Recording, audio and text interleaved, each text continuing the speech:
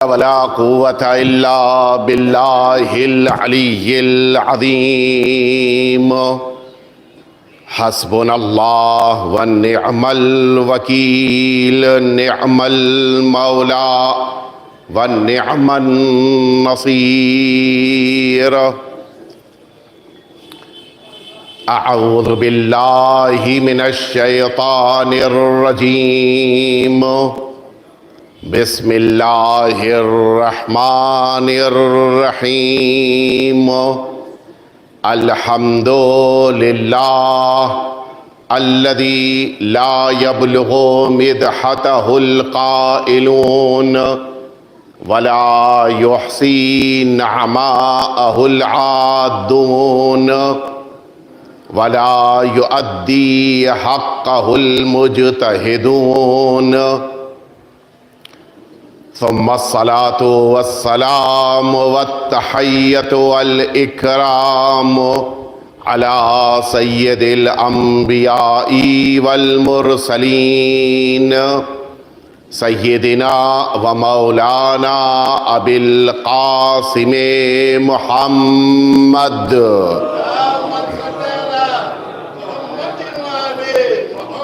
صلى الله عليه وعلى أهل بيته الأطيبين الأنجبين الذين أذهب الله عنهم الرجس وطهرهم تطهيرا. اللهم صل على لا سيما الإمام المبين بقية الله في الأرضين به المبين. بسم الله الرحمن الرحيم. إنا أعطيناك الكوثر. ایک دفعہ مل جل کے صلوات بھیج دیں آپ حضرات.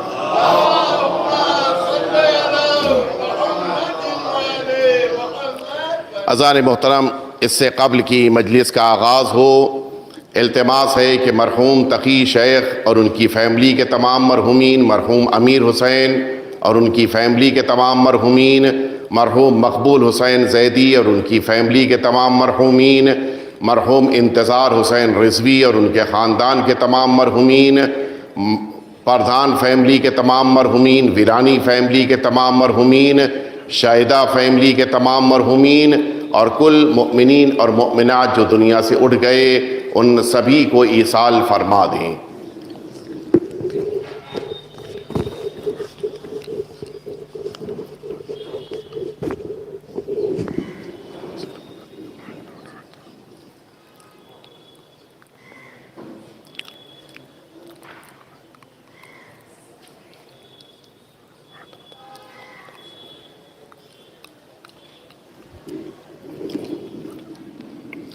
ایک دفعہ پھر سے آپ حضرات مل جل کے صلوات بھیج دیجئے.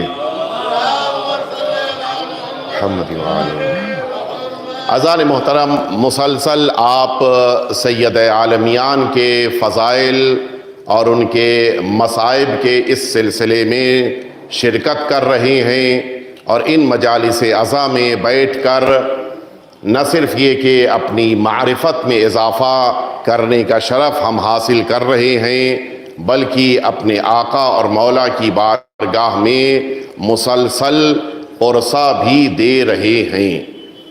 میں نے عرض کیا تھا وہ مظالم کا سلسلہ جو بعد پیغمبر اہل بیت اطہار کے لیے شروع کیا گیا، وہ سلسلہ ایک دو دن کا نہیں تھا، بلکہ مسلسل، اور بلکہ کبھی کبھی تو ایک دن میں کئی بار یہ ظلم ڈھایا گیا ہے. اور اہل بیت اطہار کو نہ صرف یہ کہ ان کے حق سے محروم کیا گیا، بلکہ ان پر وہ ستم ڈھائے گئے کہ جن ستم اور جن ظلموں کے لیے شہزادی دو عالم کو یہ جملہ کہنا پڑا کہ اگر یہ مصیبتیں دن پر پڑتیں تو روز روشن رات کی تاریکی میں بدل جاتے.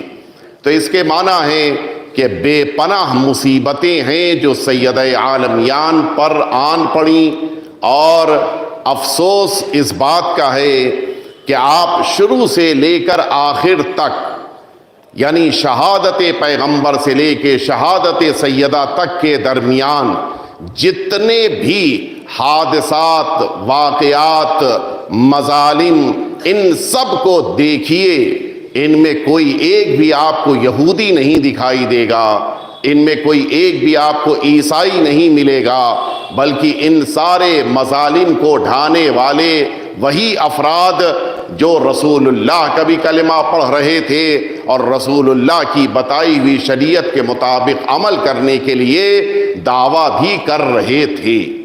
یہ سب وہ افراد تھے کہ جنہوں نے اسلام کا لبادہ اوڑھ رکھا تھا، لیکن یہ جو لباس اسلام کا انہوں نے اپنے جسموں کے اوپر قرار دیا تھا، یہ اپنے فائدے کے لیے تھا، اپنی منفعت کے لیے تھا، نہ ان کو آخرت کا خوف تھا، نہ ان کے دل میں تقوی پروردگار تھا، نہ واقعی طور پر انہوں نے توحید کو قبول کیا تھا، نہ حقیقی طور پر یہ رسالت مآب کے پروانے یا رسالت مآب کے چاہنے والے تھے۔ یہ صرف مفاد پرست چند ایسے افراد تھے کہ جو اپنے ایمان کو سکوں پر بیچ دیا کرتے تھے۔ یہ وہ افراد تھے کہ جن کے پاس کسی قسم کی نہ کوئی حقیقی طور کے اوپر عقیدے کی دنیا ان کے وہاں پائی جا رہی تھی، نہ ان کے پاس کسی طرح کا خلوص پایا جا رہا تھا۔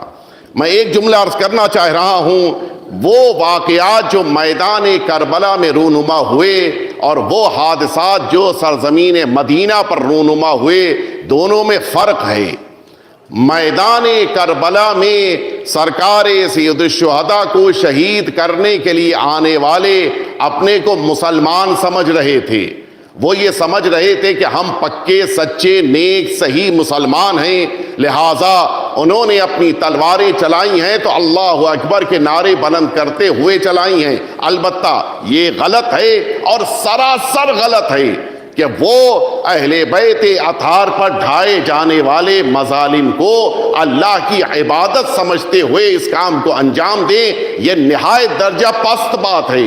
لیکن آپ اگر مدینہ طیبہ کے حادثات اور واقعات کو دیکھیں، کہیں بھی آپ کو اللہ اکبر کا نعرہ نہیں سنائی دے گا، کہیں بھی آپ کو یہ چیز نہیں سنائی دے گی کہ ہاتھ میں قرآن اٹھا لیا جائے اور کہا جائے کہ ہم اس بنا پر یہ ظلم ڈھا رہے ہیں، بلکہ یہ سب جانتے تھے کہ کام غلط کر رہے ہیں، سمجھتے تھے کہ ظلم ہے، مانتے تھے کہ یہ کام کرنا بالکل نامناسب ہے، اس کے باوجود یہ کام کر رہے تھے۔ یہ اور زیادہ پست بات ہے۔ ممکن نہیں تھا کہ وہ سیدہ عالمیان کی شخصیت کو نہ پہچانتے ہوں جس شہزادی کے لیے اللہ کے رسول کا عمل سارے مسلمانوں کے ذہنوں میں محفوظ تھا۔ روایت کہتی ہے کہ جس موقع کے اوپر حضور اکرم جناب سیدہ کو دیکھتے تھے کہ آپ کی بزم میں تشریف لا رہی ہیں، اسی مسجد میں متعدد دفعہ رسالت مآب سے ملنے کے لیے سیدہ آئی ہیں اور رسول اللہ نے یہ 5 عمل انجام دیا تھا۔ جیسے اچھا سب نے لکھا ہے، صرف ایک لفظ میں اختلاف ہے جو ابھی میں عرض کروں گا جو درمیان میں، ورنہ یہ 5 عمل ہیں کہ جن میں سے 4 کے بارے میں ساری امت مسلمہ نے اتفاقیہ طور پہ لکھا ہے، صرف ایک درمیان کا عمل ہے کہ جس کے بارے میں بعض روایتوں میں ذکر ہے بعض روایتوں میں نہیں ہے، ورنہ یہ 5 میں سے 4 کے بارے میں سب کا اتفاق ہے۔ جس موقع کے اوپر حضور اکرم کے سامنے سیدہ عالمیان تشریف لاتی تھیں، حضور اکرم جیسے ہی دیکھتے تھے قام الیہا، اپنی جگہ سے اٹھتے تھے استقبال کے لیے۔ میں عرض کر دوں آپ کی خدمت میں، ایک ہوتا ہے قام لہا، دوسرا ہوتا ہے قام الیہا۔ عربک میں دونوں میں فرق ہے۔ قام لہا یعنی اپنی جگہ سے کسی کے احترام میں کھڑے ہو جانا، قام الیہا یعنی اپنی جگہ سے اٹھنے کے بعد اس کے احترام میں چند قدم آگے بڑھنا۔ توجہ فرما رہے، رسالت مآب جو جناب سیدہ کے لیے عمل اختیار فرما رہے ہیں وہ قام لہا نہیں ہے کہ صرف اپنی جگہ سے اٹھ گئے، قام الیہا یعنی سیدہ کو دیکھ کر اٹھتے بھی تھے اور جہاں پر سیدہ ہو خود کو وہاں تک پہنچاتے تھے. یہ ہے عظمت سیدہ. یہ سب نے لکھا ہے, یہ میں اپنی طرف سے نہیں کہہ رہا ہوں, یہ ساری امت مسلمہ کی روایتوں میں موجود ہے. اور اس کے بعد حن الیہا, رسول اللہ جناب سیدہ کو دیکھ کر وہ جملے فرماتے تھے کہ اے بیٹی, تمہارے آ جانے سے مجھے خوشی ہوتی ہے, تمہارے آ جانے سے مجھے سرور ملتا ہے. یہ جو رسالت مآب کا استقبال سیدہ میں جملے ادا کرنا ہے, یہ خود اس محبت کی عکاسی کر رہا ہے جو قلب پیغمبر میں جناب سیدہ کے لیے پائی جاتی ہے. اس کے بعد تیسرا عمل ہے کہ جس پر ساری امت مسلمہ کا اتفاق ہے کہ وَأَخَذَ يَدَيْهَا, جناب سیدہ کے دونوں ہاتھوں کو تھام لیتے تھے. اللہ اکبر. رسالت مآب اپنی بیٹی کا ہاتھ تھام رہے ہیں, یہاں تک سب نے لکھا ہے. اس کے بعد پانچواں عمل جو آخر میں آئے گا اس کو بھی سب نے لکھا ہے. بیچ میں جو یہ ایک عمل ہے وَقَبَّلَهُمَا, جناب سیدہ کے دونوں ہاتھوں کا بوسہ لیتے تھے. یہ بعض روایتوں میں نہیں ہے لفظ, لیکن ہم شیعوں کے وہاں ساری روایتوں میں ہے.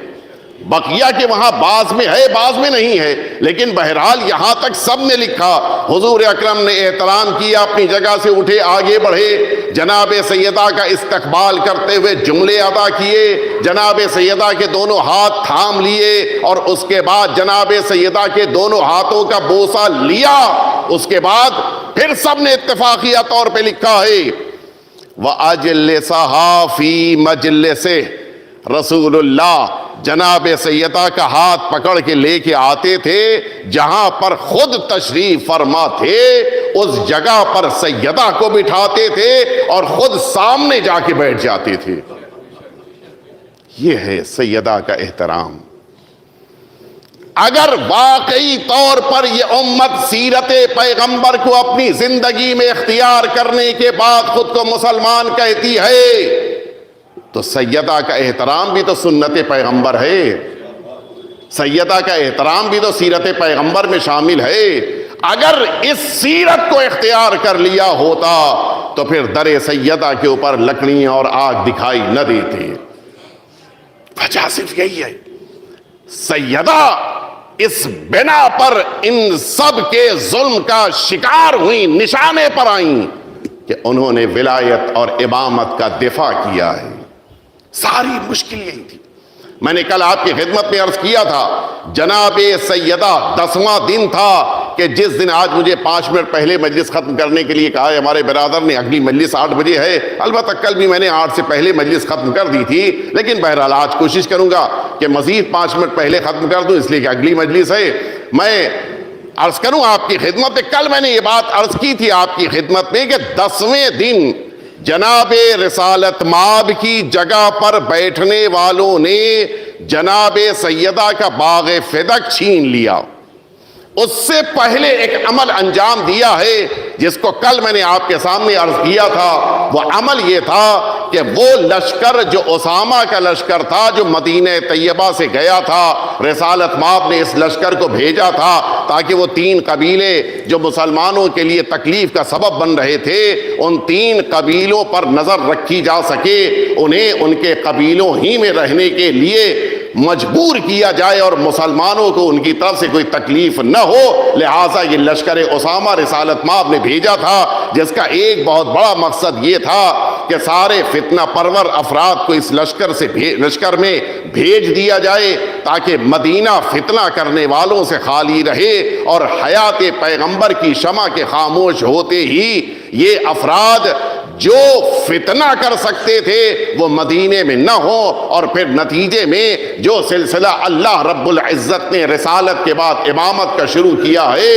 اس امامت کے ساتھ خلافت بھی چلے, نتیجے میں یہ امت صحیح راستے پہ چلتے ہوئے اپنی جنت کی طرف گامزن ہو جائے. اصل مقصد یہ تھا. ایک دفعہ مل جل کے صلوات بھیج دیں.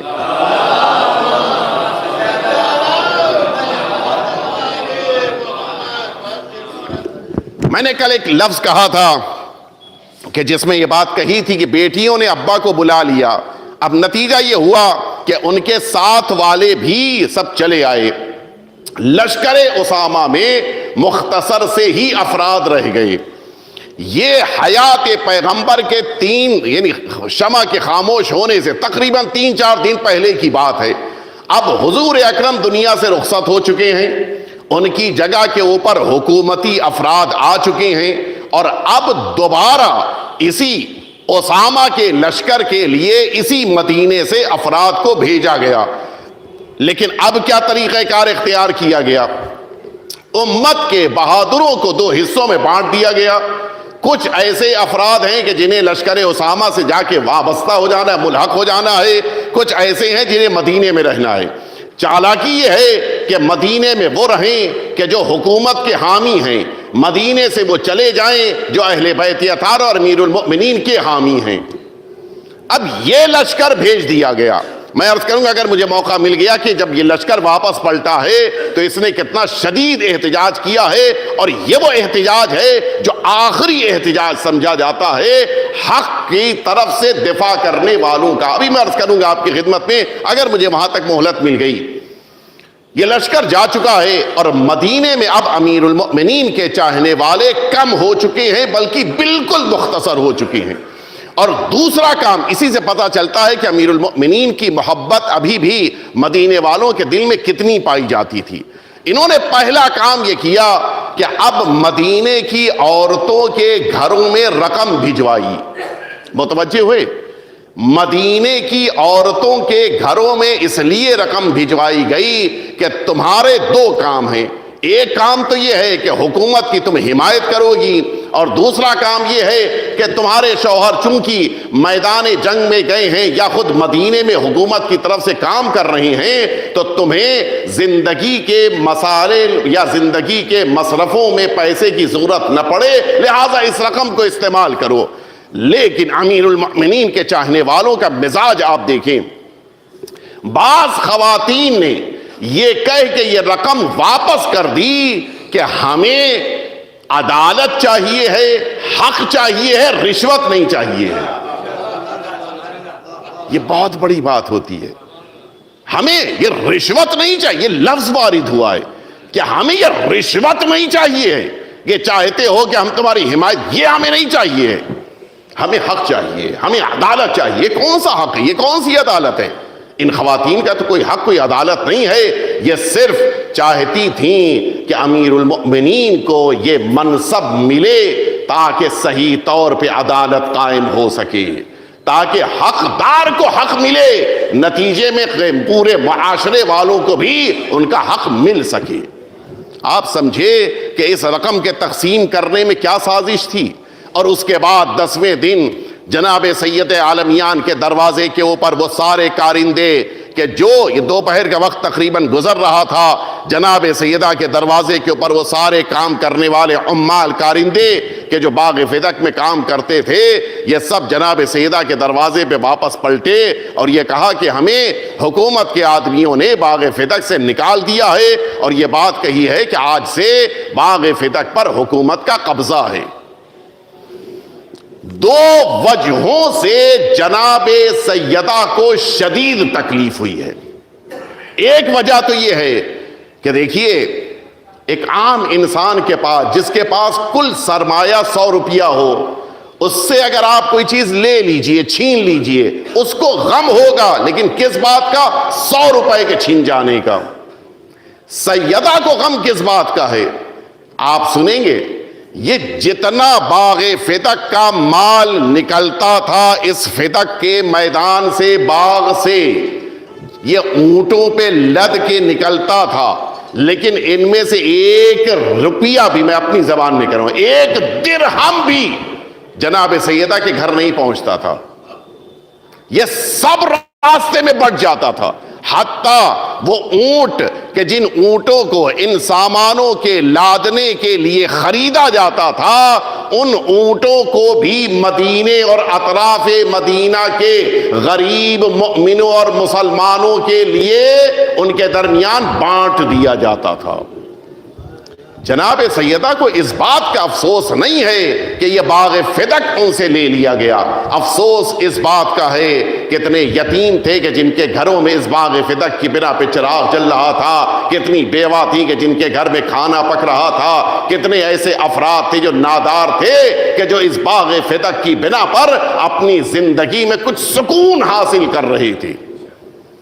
اور پھر یہی باغ فدق، بات آ گئی ہے تو یہ بھی کہہ لینے دیجئے، بڑی مظلومیت ہے، یہی باغ فدق جب تیسرے تک پہنچا ہے تو باغ فدق کو دو حصوں میں بانٹ کر ایک حصہ اپنے داماد کو دیا، بقیہ حصہ اپنے خاندان میں قرار دیا ہے۔ اگر واقعی طور کے اوپر باغ فدق نبی کی ملکیت ہے اور اس پر نبی کے خاندان والوں کا بھی حق نہیں ہے تو پھر ان کو کہاں سے یہ حق ملا کہ وہ اپنے خاندان کے درمیان اس باغ فدق کو بانٹ دیں کہ یہ تمہارے لیے میراث ہے؟ توجہ فرمایا۔ اور پھر آپ کو تعجب ہوگا، دیکھیے اسی لیے کہا جاتا ہے، دو لفظیں جو آپ استعمال کرتے ہیں کہ جھوٹے کا حافظہ کمزور ہوتا ہے۔ باغ فدق کے لیے ایک زوجہ نے گواہی دی تھی کہ یہ رسول اللہ کی ملکیت ہے، اس پر کسی اور کا حق نہیں ہے، مسلمانوں کا حق ہے۔ اور کچھ ہی دنوں کے بعد جب تیسرا دور آیا اور ان کے سارے اخراجات جو بیت المال سے پورے ہوتے تھے وہ روک لیے گئے، تو پھر اس موقع کے اوپر یہ بھاگتی ہوئی پہنچی دوڑتی ہوئی کہ ہمارا مال کیوں روکا گیا؟ کہا نہیں، کچھ بھی تمہارا مال نہیں ہے، ایک عام مسلمان کی طرح تمہیں بھی ملے گا۔ انہوں نے برجستہ کہا کہ پھر نبی کی جو چیزیں چھوڑی تھی نبی نے، اس میں میرا حصہ کہاں گیا؟ اس لیے کہ آپ جانتے ہیں کہ زوجہ کا 1/9 حصہ ہے۔ کہا کہ وہ جو 1/9 نبی چھوڑ کے گئے اس میں سے میرا حصہ کہاں گیا؟ یہ ہسٹوریکل ایویڈنس ہے، ہاں یہ تاریخی جملہ ہے، تاریخ میں یہ لکھا ہوا ہے۔ اس نے برجستہ کہا کہ کل جب رسول کی بیٹی کا مسئلہ تھا تب تو کہہ دیا تھا کہ نبی میراث نہیں چھوڑتے، جب اپنا مسئلہ آیا ہے تو میراث کہاں سے آ گئی؟ ایک دفعہ مل جل کے صلوات بھیج دیں آپ۔ یہ بھی تاریخ میں موجود ہے۔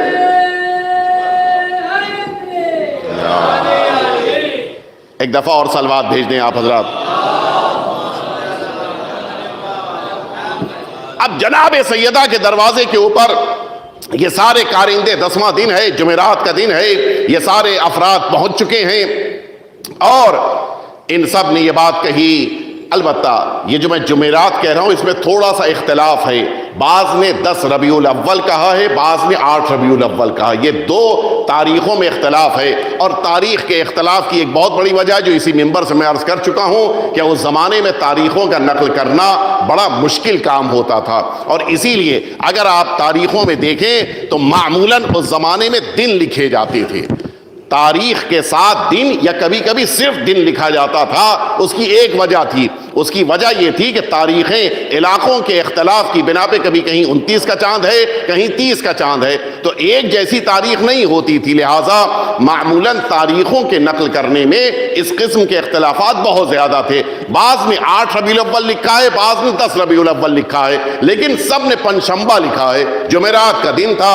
جناب سیدہ کے دروازے پہ یہ سارے افراد واپس آئے کہ ہم سے باغ فدق لے لیا گیا ہے۔ سیدہ ذہنی طور کے اوپر بھی اور قلبی طور پر بھی بڑی تکلیف ہوئی جناب سیدہ کو، اور جناب سیدہ اب اپنے بیت الشرف سے نکلی ہیں، سر پہ آپ کے ردا ہے۔ جناب سیدہ 2 دفعہ اور بعض روایتوں میں 3 دفعہ اپنا حق لینے کے لیے دربار میں آئی ہیں۔ یہ پہلا موقع ہے جب جناب سیدہ دربار میں تشریف لا رہی ہیں، آپ کے ساتھ بنی ہاشم کی عورتیں ہیں، سر پہ آپ کے ردا ہے، مسلمانوں کا مجمع ہے، اور ان مسلمانوں کے درمیان جناب سیدہ نے خطاب کر کے حاکم سے یہ بات کہی کہ تم نے کیسے اور کس حق کی بنا پر یہ باغ فدق مجھ سے لیا ہے، کیوں چھین لیا ہے؟ اس موقع کے اوپر اس کے پاس کوئی جواب نہیں تھا۔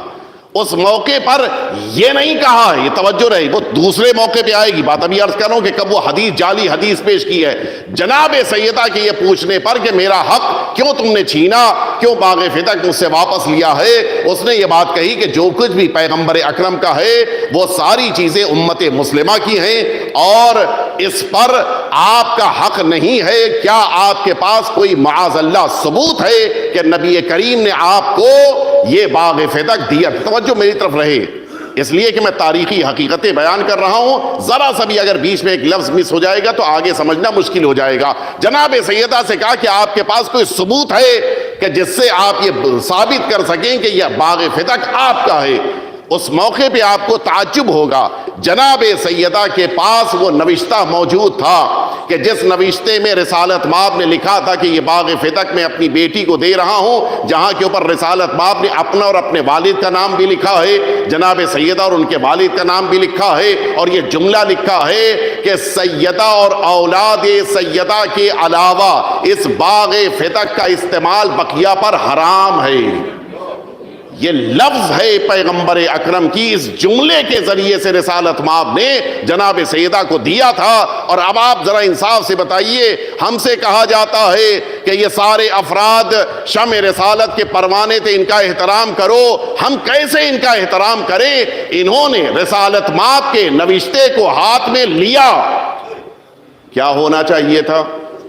یہ کاغذ جس پر حدیث لکھی ہوئی ہے، ہم میں سے کوئی ہمت نہیں کرے گا کہ اسے زمین پہ پھینک دے، چومے گا، سر پہ رکھے گا، آنکھوں سے لگائے گا، اور آپ سنیں گے جس کی مسند پر بیٹھا ہے اسی ذات کی لکھی ہوئی عبارت کو باقاعدہ اس نے وہ کپڑا لے کے جس کے اوپر تحریر تھا اسے لے کے پھاڑا ہے، پھاڑنے کے بعد زمین پہ پھینکا ہے۔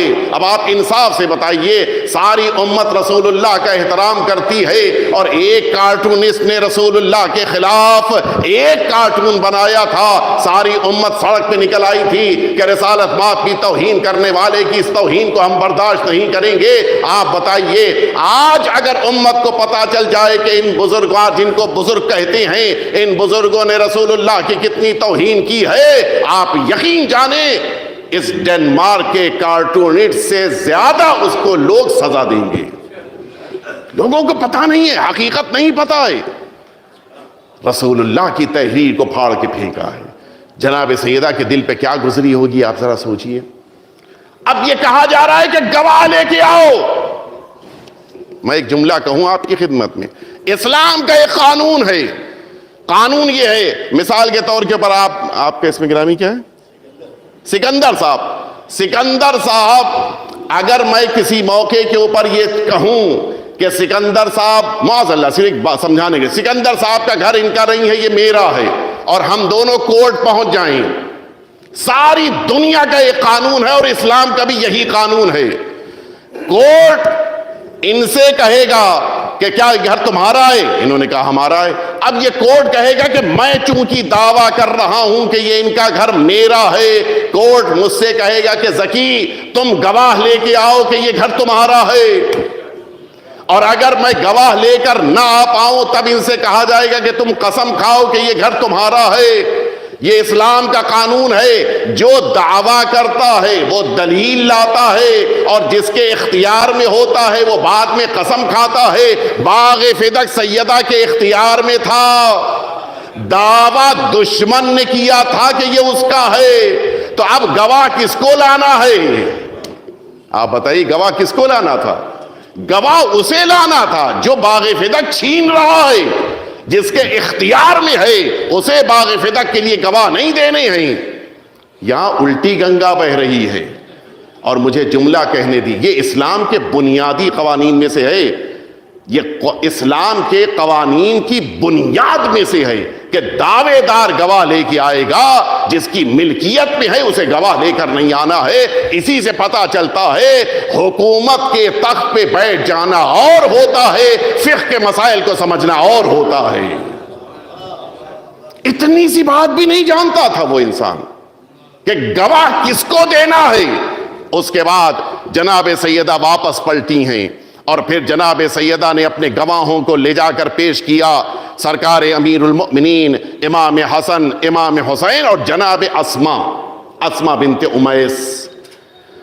سرکار امیر المؤمنین کی گواہی یہ کہہ کے ٹھکرا دی گئی کہ وہ آپ کے شوہر ہیں، امام حسن اور امام حسین کی گواہی کو یہ کہہ کر ٹھکرا دیا گیا کہ یہ دونوں شہزادے ہیں۔ اور آپ سنیں گے اسما کی گواہی کیوں ٹھکرائی گئی؟ اسما ایک ایسی اکلوتی خاتون ہیں کہ جن کے لیے رسول اللہ نے یہ فرمایا تھا کہ یہ جنتی خاتون ہے. توجہ فرما رہے؟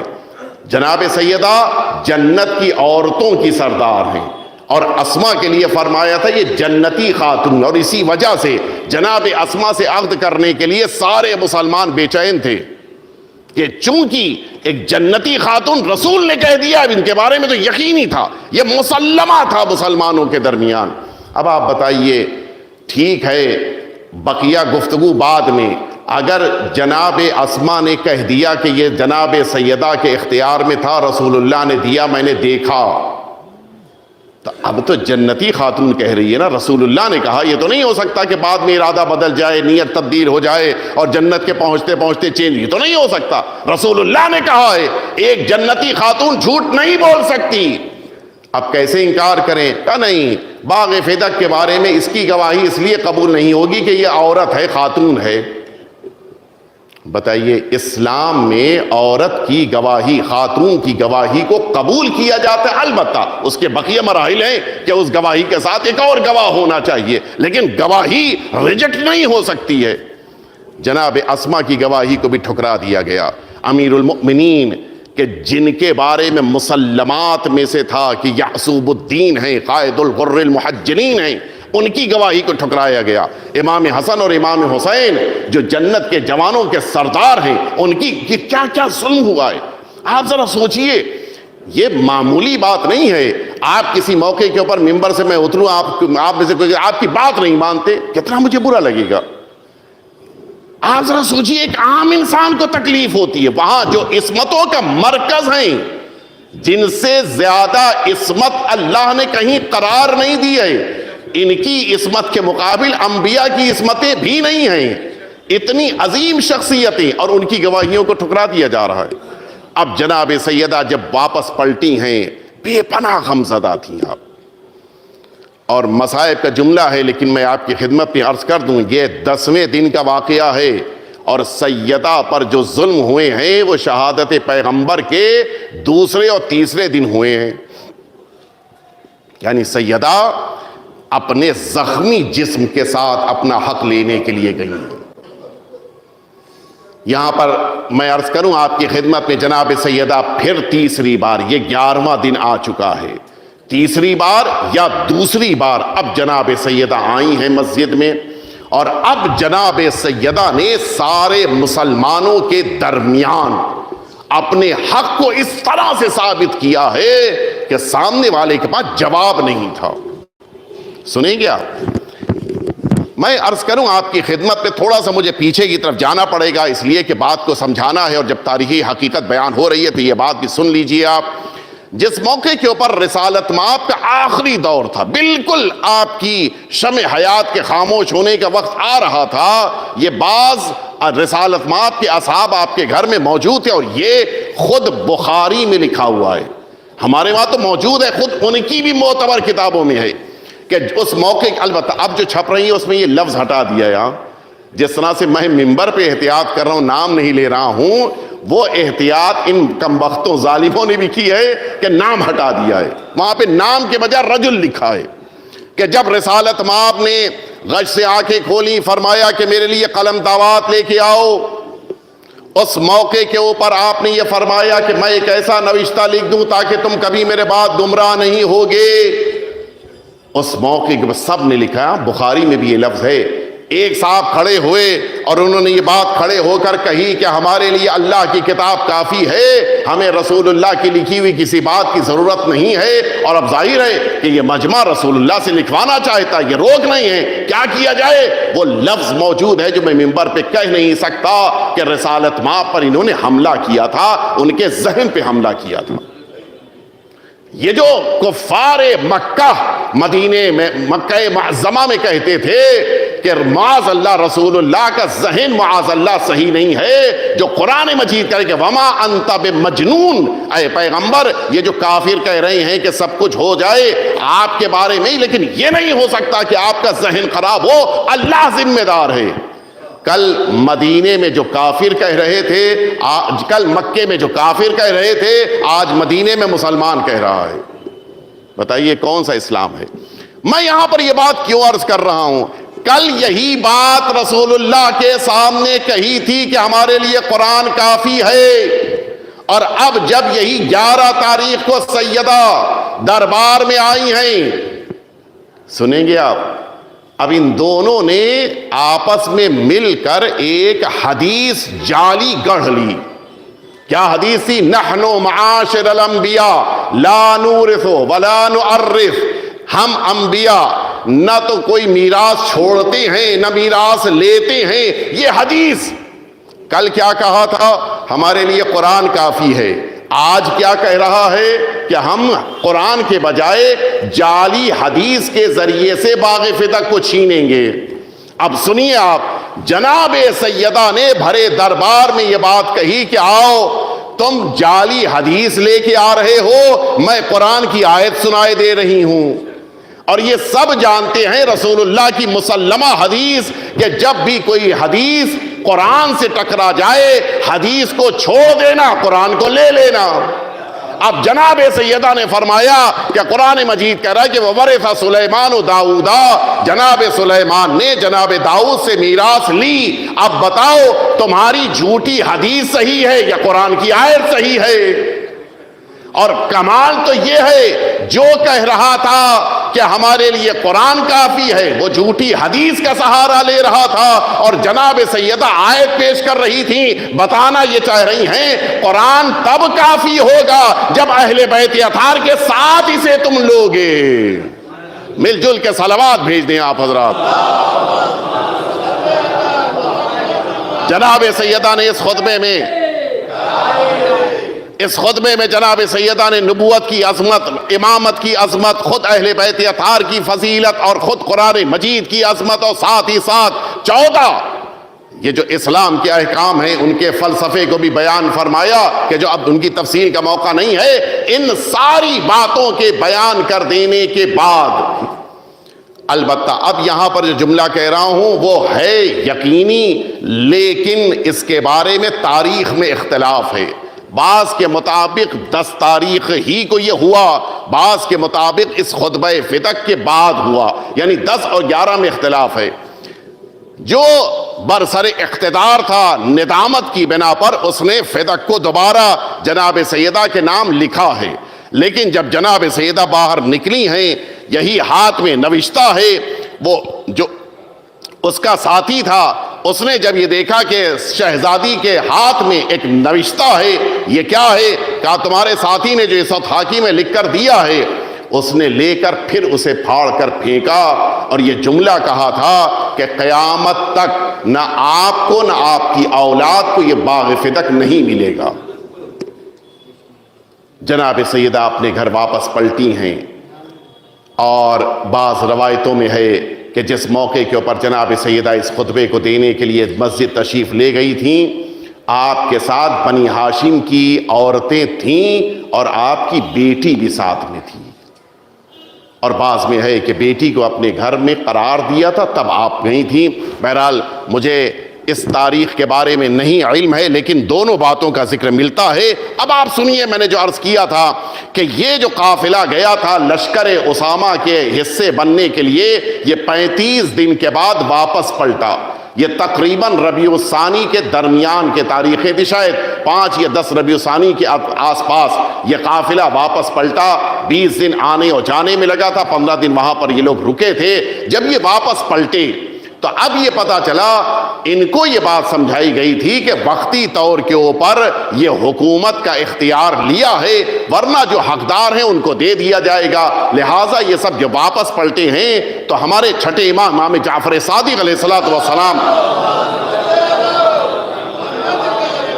آپ نے تقریباً 12 اور بعض روایتوں میں 15 افراد کا ذکر کیا ہے کہ جن لوگوں نے دوبارہ حکومت کے خلاف بغاوت کی، باقاعدہ علنی طور پہ امیر المؤمنین کے حق کا ذکر کیا ہے۔ خالد بن سعید بن عاص سلمہ، یہ بنی امیہ میں سے تھی۔ یہ ایک ایسا اکیلا انسان تھا کہ جو اس گروہ کا ہونے کے باوجود امیر المؤمنین کا چاہنے والا تھا۔ سلمان فارسی، جناب ابو ذر غفاری، جناب مقداد، جناب عمار، جناب ابو الہیثم، جناب سہل بن حنیف، جناب عثمان بن حنیف۔ یہ عثمان بن حنیف دوسرے ہیں، عثمان بن حنیف یہ امیر المؤمنین کے صحابیوں میں ہیں، حذیمہ بن ثابت، ابی بن کعب، ابو ایوب انصاری، یہ افراد ہیں کہ جن میں زبیر کا تذکرہ یہاں پر امام نے نہیں فرمایا ہے کہ آیا وہ بھی ان لوگوں میں شامل تھا یا نہیں تھا، لیکن یہ بڑا عجیب لمحہ تھا۔ بس میں اسی پہ اپنی بات کو مکمل کروں گا۔ مسجد میں یہ 35 دن کے بعد یہ سب واپس پلٹے تھے، اور ان میں سب سے زیادہ جس نے اعتراض کیا تھا وہ خود اسامہ تھے کہ جو لشکر کے سردار تھے، اس لیے کہ یہ پیغمبر اسلام کی زندگی ہی میں مدینے سے چلے گئے تھے، لہٰذا یہ واپس آئے نہیں، یہ پہلی بار اب مدینے حیات پیغمبر کے بعد آ رہے ہیں، اور ان کے ساتھ بریدہ بن حصیب، یہ جو لشکر کے علمبردار بنائے گئے تھے، یہ دو واپس پلٹے ہیں۔ یہ وہ افراد ہیں، یہ دونوں کہ جو حیات پیغمبر ہی میں چلے گئے تھے اور اب پہلی بار پلٹ رہے ہیں، اور پورا مدینہ بدل چکا ہے۔ سب سے زیادہ ان دونوں نے اعتراض کیا، ان دونوں نے یہ بات کہی کہ حکومت اگر عوام کے ذریعے سے منتخب کی گئی ہے، پوری توجہ سنیے گا، اگر حکومت عوام کے ذریعے سے منتخب کی گئی ہے تو پھر اس عوام میں تو ہم دو بھی شامل ہوتے، تب حکومت معین کی جاتی، اس لیے کہ رسول اللہ نے ہم کو ذمہ داری دے کر بھیجا تھا، ہم لوگ خود سے نہیں گئے تھے۔ جب ہم ذمہ داری لے کر گئے تھے تو اس کے معنی ہے کہ اس قوم میں ہمارا کوئی درجہ، ہماری کوئی حیثیت ہے، تو ہم سے پوچھے بغیر حاکم کیسے بنایا گیا؟ اور اگر لوگوں کے اختیار سے حکومت نہیں بننی ہے تو پھر اسی کو حکومت دو کہ جس کو رسول اللہ نے دینے کے لیے کہا ہے، اور جس کے لیے ہم دونوں کہہ رہے ہیں کہ حکومت دینی ہے تو امیر المؤمنین علی کے حوالے کرو۔ تو سب سے زیادہ اعتراض انہی دونوں نے کیا تھا، اسامہ اور ان کے علاوہ بریدہ بن حصیب۔ جس موقع کے اوپر یہ سب سے زیادہ دردناک موقع، مسجد میں خطبہ دینے کے لیے ممبر کے اوپر وہ جو حاکم ہے وہ بیٹھ چکا ہے، ان دونوں نے کھڑے ہو کر اعتراض شروع کیا۔ البتہ تھوڑا سا وہاں کے اوپر جو تاریخ ہے وہ میں بیان نہیں کر رہا ہوں، ان دونوں نے کھڑے ہو کے اعتراض کیا، اور نتیجہ یہ ہوا کہ پورا لشکر اسامہ جو عصر پیغمبر میں مدینے سے چلے گئے تھے وہ بھی کھڑے ہو گئے، اور جو عصر پیغمبر کے بعد بھیجے گئے تھے وہ سب امیر المؤمنین کے چاہنے والے تھے، یہ سب کھڑے ہو گئے کہ ہمیں یہ حکومت قبول نہیں ہے، یا انتخابات اگر ہونے ہیں تو ہمارے ہوتے ہوئے انتخاب کیا جائے، اور اگر نہیں انتخاب ہونا ہے تو اسے بناؤ کہ جس کو رسول اللہ نے معین کیا ہے۔ اس اختلاف کے درمیان وہ جو اوپر بیٹھ چکا تھا خطبہ دینے کے لیے وہ نیچے اتر آیا۔ بہت برا لگا اس کو کہ جس نے اس پہلے کو حکومت کا ذمہ دار بنایا تھا، وہاں پر سارا پول کھل جاتا ہے۔ اس کے جملے جو تاریخ میں لکھے اس کو آپ پڑھ لیجئے، میں ممبر سے نہیں بیان کر سکتا، اس نے کتنا کوسا کاٹا ہے۔ شاید میرے ان لفظوں میں آپ متوجہ کرائے دیتا ہوں۔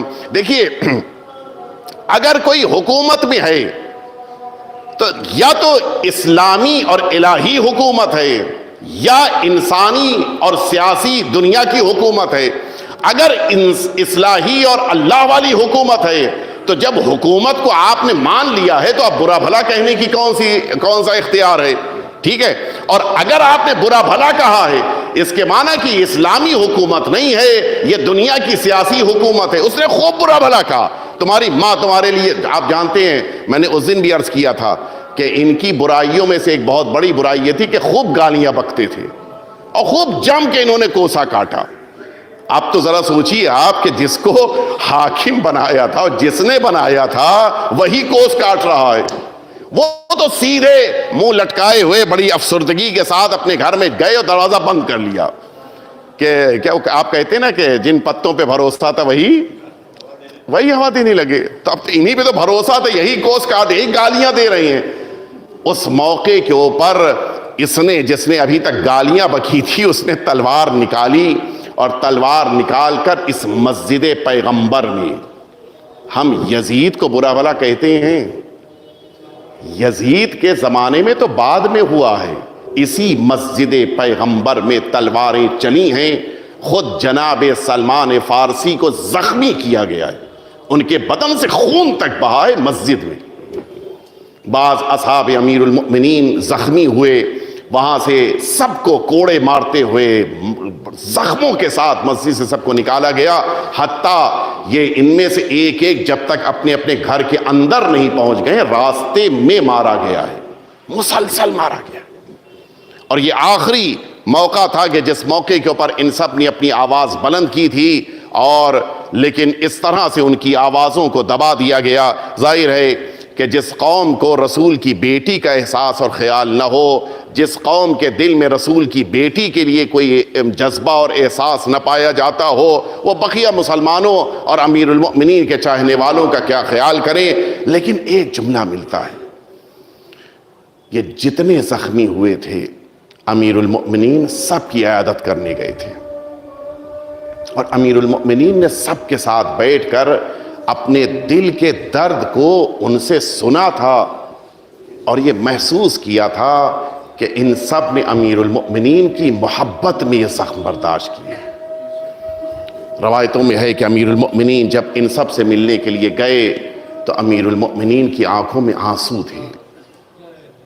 آپ نے سنا، صرف زخمی ہو جانے والوں سے جب امیر المؤمنین ملے ہیں تو امیر المؤمنین کی آنکھوں میں آنسو آ گئے، لیکن جب امیر المؤمنین اپنے گھر واپس پلٹے ہوں گے اور گھر میں سیدہ کو بستر پہ دیکھا ہوگا، اس لیے کہ اب یہ بالکل شہادت سیدہ کی قریب آ چکی تھی، شہادت کی سیدہ کی شہادت کی تاریخیں قریب آ چکی تھیں، اور اب وہ دن آ رہے تھے کہ جب سیدہ اپنے گھر کے کام بھی نہیں انجام دے پاتی تھیں، آپ بستر پہ آرام کرتی تھیں، اور امیر المؤمنین مسجد میں جا کے سیدہ کے لیے دعائیں کرتے تھے۔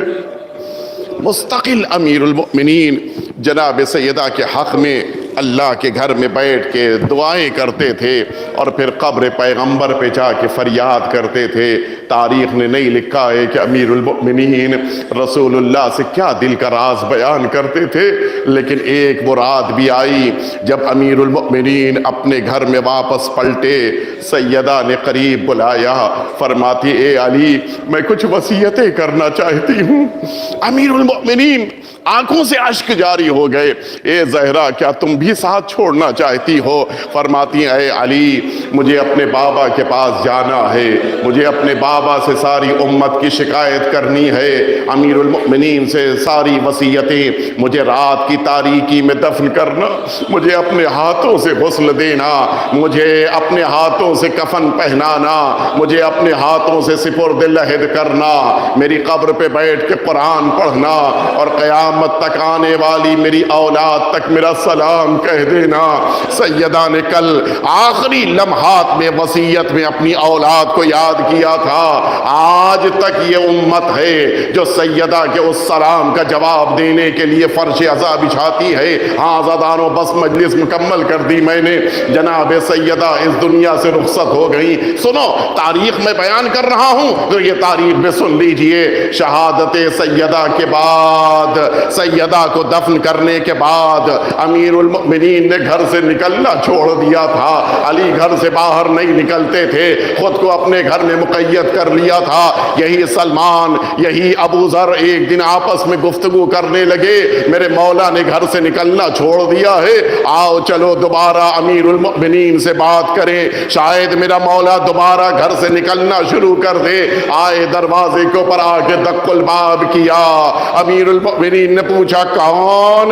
کہا سلمان و ابو ذر آئے ہیں۔ فرمایا اندر آ جاؤ، اس لیے کہ پردہ کرنے والی زہرا اب اس دنیا سے جا چکی ہے۔ اب جو صحن خانہ میں داخل ہوئے عجیب منظر دکھائی دیا، علی دو زانو بیٹھے ہیں، ایک طرف امام حسن بیٹھے ہیں، ایک طرف امام حسین بیٹھے ہیں، دونوں کے سر پہ ہاتھ پھیر رہے ہیں۔ اے بچوں تمہاری ماں جنت میں نانا کے ساتھ ہے، ماں کے لیے پریشان نہ ہونا۔ کچھ سمجھے آپ، کچھ متوجہ ہوئے؟ امیر المؤمنین کی مظلومیت تو دیکھیں، امیر المؤمنین اپنے بچوں کے آنسو پوچھ رہے ہیں، لیکن کوئی کوئی علی کو دل سینے سے لگا کے رونے والا نہیں ہے، کس سے علی اپنے سینے کا اپنے دل کا درد بیان کرے؟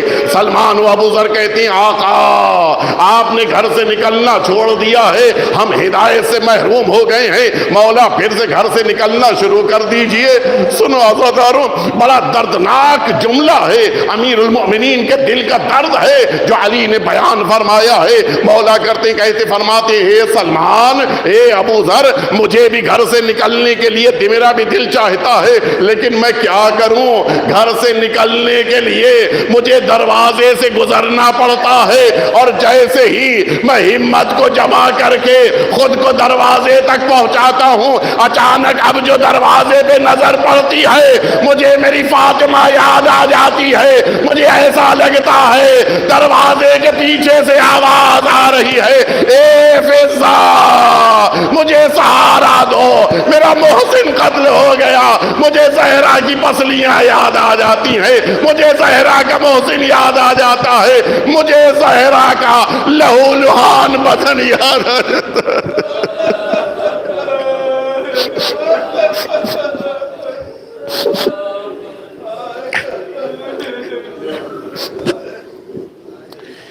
ألا لعنة الله على القوم الظالمين وسيعلم الذين ظلموا أي منقلب ينقلبون۔